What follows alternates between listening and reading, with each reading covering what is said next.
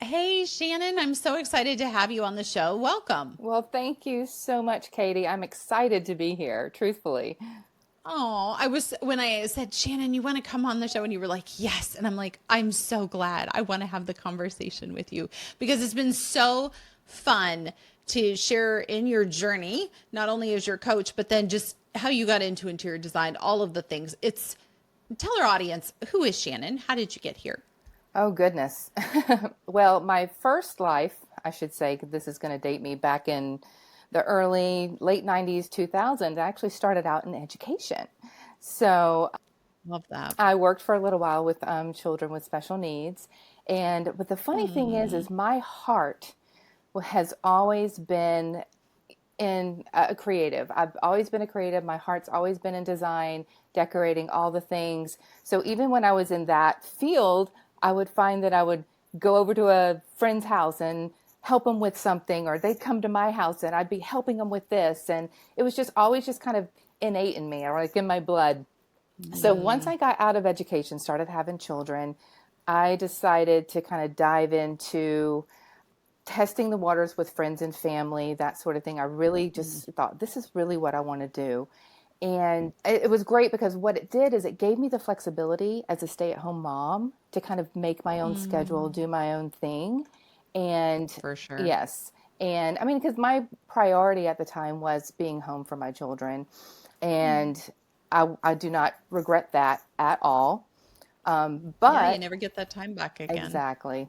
But I also just needed a creative outlet. I needed something for me, you know? Yep. Yes. Yep. So, I feel every part of that. yeah, exactly. So I did get my certification in 2004, and I just Nice. needed that credibility. I felt like that would just give me the credibility with taking on new clients, that sort of thing. And dove into it. We moved a couple of times, so it was kind of like a let's start again, let's start again. But every city we Mm, moved to, I would, establish myself. And then I finally established myself here in Charlotte. That's where I'm at. And love Charlotte. yeah, it's a great city. There's a lot of design Yep. here, but there's a lot of resources also. And Yes. I decided to start Hanley Home Interiors about the time of COVID. I always love when people are like, I chose the Great Recession or I chose COVID.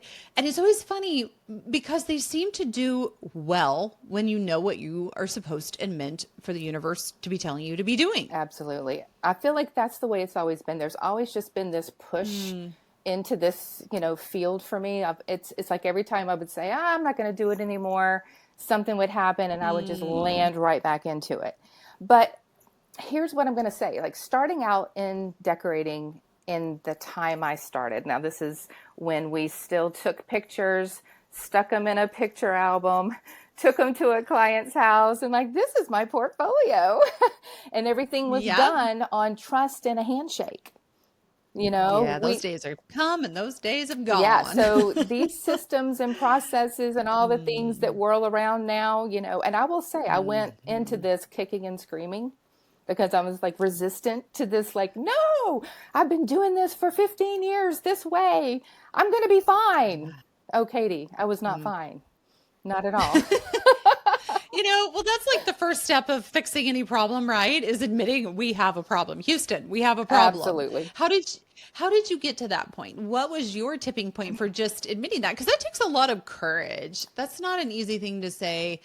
This isn't working anymore. Right. Now, I feel like for me, it was, well, there were two things that, one was we started getting multiple projects. And well, I say we at the time, it Mm, was an I.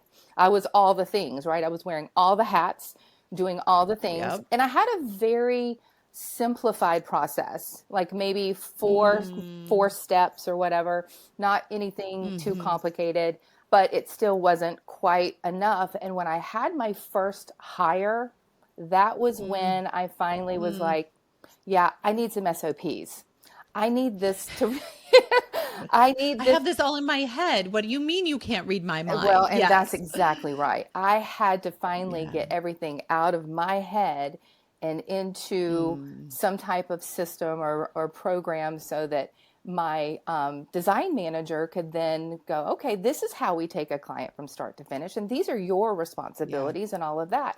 So, and I think for me, and like the reason I felt like I really needed some help, because I think I was almost there. And I think when you and I first started talking, it was like, I think I even said to you, I'm either quitting or I'm going to Mhm. scale. Like something's got to Yes. happen. Like I feel like I Yeah. was on that, You were I there. was almost there, and I needed, somebody to help me get to that next level, so. Mm. I love that. And I can't tell you, not only does it take an immense amount of courage to say, this, what I'm doing isn't working. We need to fix this.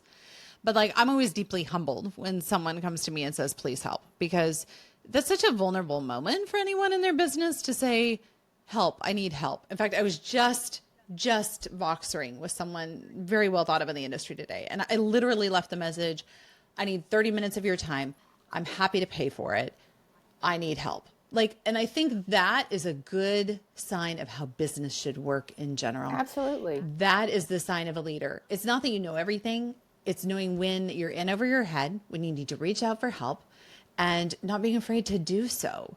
So tell me, what made you decide to work with me, and how did you even find me? I'm Well, I curious. always think the universe like throws things at us at the right time. And I had Agreed. been, looking for somebody that I could connect with. And you were on a podcast, I believe, with Luann Nigara. Yeah, I love Yeah. Lou.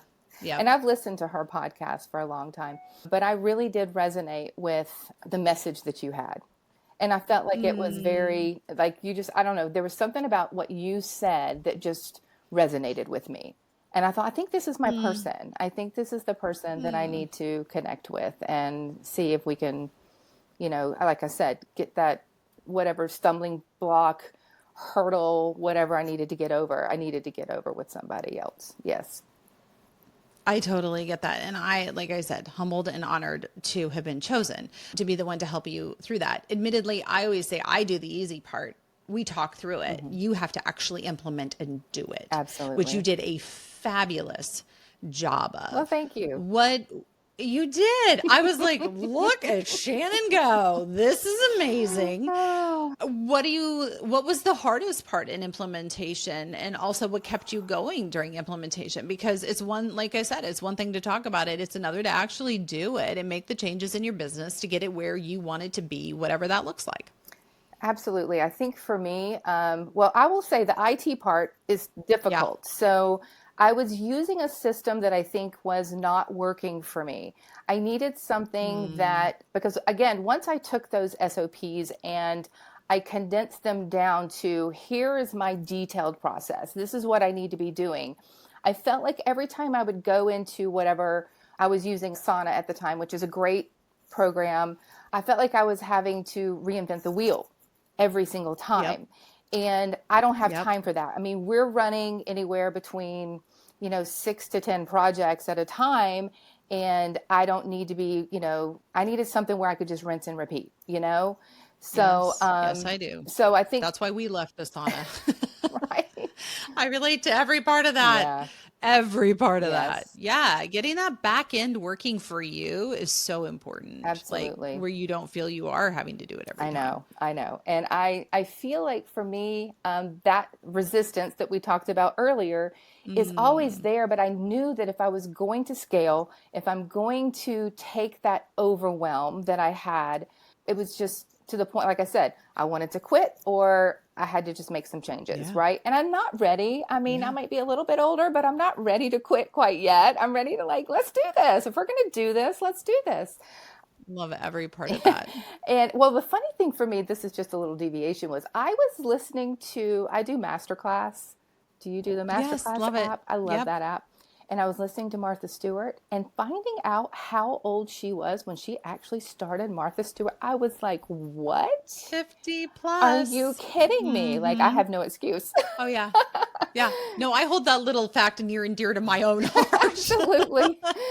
We're just getting We're going out just here, getting Shannon. going. Exactly. Yeah. So, Yeah. and I feel like I said, every time I feel like I want to quit, God just says, nope. Universe is like, nope, you're not quitting. You're doing this. Mm, So, I mm. knew I needed to do something to make a change. And you connected me with Plumtree IT, Yes. which I love Yes. Danny. Love those Danny's the folks. best. I know. He's like, he's like the IT guy that now I have on staff, even though, he doesn't work for me. He's at least working with me. And I feel like Yeah. he's helping get all of that set up for me so that it Yeah. is a rinse and repeat process. And I Yes. needed that because with a team now of three, so we have three of us now. So I did hire, so I have my design manager and I have somebody coming in doing somewhat of a junior designer role also. Yeah. So Yep. we really needed that system in place. We need everybody to know what their responsibilities are, when they need to have things done by. And for me, like I have ADHD, so it's one of those things where deadlines can sometimes be a little, challenging. A little bit of a gray zone There's with a a little little bit of bit of ish gray around the zone. edge. There's a lot of issues in my world. I'm a true creative, Katie. I am a true Oh, these creative. There's You're no my favorite people to work with, though. I love that because you're like, it's all up here and I have it all and I want to pour forth. And I'm like, yeah, so let's get you the systems, tools, and processes to do that. Absolutely. So he's been putting all that in place for me, and I think that's really good. But what's awesome is the fact that it can Mm, auto-populate. If I say, I want this, like, let's say in our consultation phase, we've got 4 weeks mm. until we do our concept meeting, or 6 weeks until we do our concept meeting. It'll automatically tell me when that due date is. And I'm like, Yeah. this is Yeah. beautiful. And if somebody Yeah. gives me a deadline, I will stick to it. Might be the night before. Yeah. But I will be there, I will highly do it. caffeinated with red I eyes will at do 8 it. a.m. the next morning. It's Yes, I happening. will But be that's there. our superpower. I feel like that's the superpower of somebody with Um, ADHD. We get it done. And yeah. yeah, it doesn't matter when, but we get it done. Right? It does get accomplished. So the IT component obviously being a key part of hmm this. What else do you feel was the biggest change that we were able to implement or the biggest problem we really could solve as we worked through your business together? Well, I also feel like for me, it's the setting of the boundaries. Because you and I talked Yeah. about the people pleasing, Yeah, which it's is so hard. such, and again, I think a lot of us creatives, we Mhm. get into this field because we say we want to help people, right? Mm. That's in our heart, it's in our blood. That's what we want to do. So we give so much of ourselves. And that's where the burnout was coming in. So talking through setting those boundaries and with you and like, okay, Mm. we want to people please, but we've got to still have those boundaries and communicating 100%. those expectations in the beginning too. Getting that contract. There's no more handshake and, trust kind of thing anymore. We have to have Right. a contract set in place. So it's really easy for me if I'm working with a client to say, okay, it's here in my contract. Here are the Mm. boundaries are basically spelled out. So I don't even have to be the bad guy. It's in the contract, right? Right. So Right. I love yeah, that. I feel like that was another big factor. I mean, just learning to set those expectations, knowing what your boundaries are with the client, and getting the contracts buttoned up and making sure that Yes. that verbiage is in there that protects me. And in the long run, I think it's helpful for the client too, because it gives them, 150%. yeah, They know the scope of the playground. Every absolutely, playground has a good fence. exactly. So that was You're yeah, that was definitely something that I felt like was a big factor because again, if we know what the scope is, and I think I even told you mm, this in one of our sessions, that that expectation in the beginning of if it's not spelled out, if it's not given to the client, this is what we think we're doing for you. This is what we think, we know we're doing for you. This is what we know we're doing for yeah. you. The cost factor too, the budget thing, knowing Yeah. is this going to be something that is doable, the FF&Es, the Mm. setting those budget expectations in the beginning as well is always huge. So, those are all the Well, and things. not giving away your consultations Yes, either. absolutely. I mean, saying no, I will come out and absolutely happy to come out, take a look at your project. Is that free? No, it is not. Like, love and adore, but that isn't free because I'm actually going to be actively giving you advice while I am there. You are getting my subject matter expertise on the ground there during the conversation. Even if you never go with me Right, or go with me, you're going to have right. ideas. You're going to get concepts and just through the narrative that we're going to have Yeah, together. And I think that's a great way to eliminate tire yeah, kickers because that's like absolutely. such a problem. I agree. And I think if you set those expectations in the beginning, that there's a value there, that what you're Yes, offering is a value. And they see that value right then and there. Like, hey, if I'm coming 100%. in, there's going to be a cost because this is my time, but I'm also giving you, creative advice at the same time. And that's my creative property, and that can't be free. 100%. No, it can't be. In fact, if you're listening to this and you're going, yeah, tell me more. I did an entire episode on this in our Project to Profit series where I explained the why not to do that and how to do it, how to charge successfully for that because it shouldn't be for free. And one of the things too, I think I said, Shannon, you've got to make this your mantra. Lovely and billable. Lovely I love and that. billable. You can be a people pleaser Right. and you can be lovely and billable. And I think especially it's because to your point, handshakes don't exist anymore. And because when you are spending time thinking about that project in the shower, when you are spending time thinking about it in carpooling, when you are spending time, that's your, to your point, it's your intellectual property. Right. Exactly. And they are getting the benefit of your brain power working on their space. And that matters. Oh, absolutely. And I think the more, and I'm not saying that somebody new should run out there and, charge free consultations, For because I sure still not. think Yeah. even when you're starting out, it's important to set that, to give yourself that value right away. And I Agreed. think it also keeps them from taking advantage of you in the long run as well. So, because people see you, you give them an inch, they take a mile. It's so true. 100%. And one thing I always love to say too is like, especially for the people pleasers that come, that I have the privilege of working with, I always say you're just teaching the client bad habits because what happens is Right. that client moves to Pittsburgh. They hire a new interior designer. They now have an expectation of all the bad habits you've shown them being carried forward to that new designer. So it hurts the industry. It hurts other designers out there because now we have a client with bad habits. And that really is detrimental. And so I like reframing it that way because we can still people please, but now we're thinking about people pleasing the people within our industry Exactly. and saying, honestly, maybe that isn't the best idea for our industry as a whole. Let me ask you, what was the biggest surprise for you during our coaching time? Um, the biggest surprise, let's see. Yeah, or unexpected. I don't know. Sometimes surprises we don't like after the age of 12. But like at least that's how I feel as I get older. But what did you not expect to happen that did or vice versa? Well, honestly, it was interesting because our last session, when you were like, yes, yes, this is what I'm saying. This is Shannon. Come talk on the podcast with me.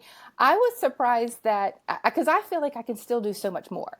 I feel like there's so much more I have to Always. learn. There's so That's the creative. right, exactly. There's still so much that I need to do to improve my business and all the things. So, you know, and actually that positive reinforcement and that just made me feel better. And I was like, oh, Mm, maybe I am doing something right. It's like, I mean, because doing this for so long in that old school way, it mm, makes me feel better to think, okay, no, I can change. I can grow. I can learn because we're still yeah. learning and growing and it doesn't matter how old we are. And as Yes. business owners, Yes. we actually really have to learn and grow. We have to learn and get that 100%. knowledge and Yep. but yeah, I think that was a big Yep. surprise for me that like, okay, maybe I am doing something right. You are. I think that's something in our culture, I've talked about it before, that we really struggle with is celebrating success. And Right. success is a beautiful thing and it should be celebrated. And because we are so driven and goal oriented and what do the metrics show and no one ever is like, well, what did you do to celebrate that metric? Right. What did you do to embrace that success? And I think sometimes we miss it. And it also, in the process of not celebrating it, we also don't take the time to look at what made that success truly a success so we can replicate it again. There's Absolutely. a growth opportunity there, right? And an inertia that comes when we understand the why that was successful that we can carry forward. But if we never stop and even acknowledge the success, let alone celebrate it, we don't get that opportunity. And Absolutely. it's missed learning to your point about we should all be learning all the time. Absolutely. I agree 100%. I think we focus so much on those negatives so many times. I just listened to your podcast with John McClain and love him. I I love know. him. And y'all were Yes. talking about that. And I'm like, yes, exactly. So what's funny is I actually got my team together yesterday and we had a celebratory day by the pool.